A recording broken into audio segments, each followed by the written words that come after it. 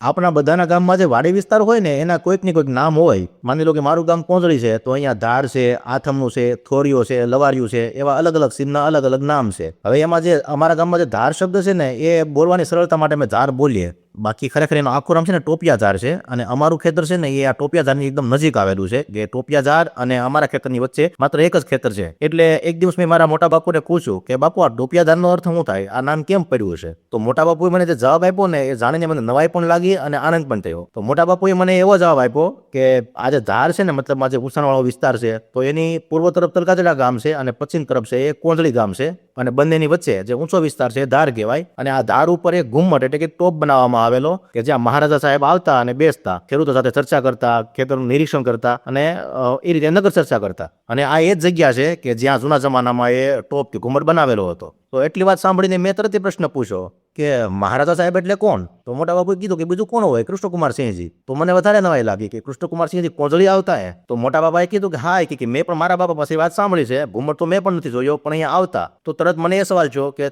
તો એ દરેક ગામમાં રીતના ઘુમ્મટ બનાવેલા હશે? તો મોટા બાપુએ કીધું કે ના, દરેક ગામમાં તો નહીં, પણ અમુક અમુક ગામમાં એમને બંધાવેલા. અને આપણા ગામમાં આવો ઘુમ્મટ હોવાનું કારણ એ છે કે આપણા ગામના જે માજી સરપંચ હતા યોગેન્દ્રભાઈ મહેતા, એમના બાપા જે હતા ને એ ભાવનગરની કોર્ટમાં કે એમની કચેરીમાં કોઈ દરબારી તરીકે ફરજ બજાવતા. એટલે મહારાજાને કોંજળી પ્રત્યે વિશેષ લગાવ હતો એટલે અવારનવાર અહીંયા આવતા. એટલે મને મારા ગામનો ઇતિહાસ જાણી અને આ તે નવાઈ લાગી. જો તમારી પાસે પણ તમારા ગામને લગતો આઝાદી પહેલાનો કોઈ આવો ઇતિહાસ હોય તો કમેન્ટમાં શેર કરો.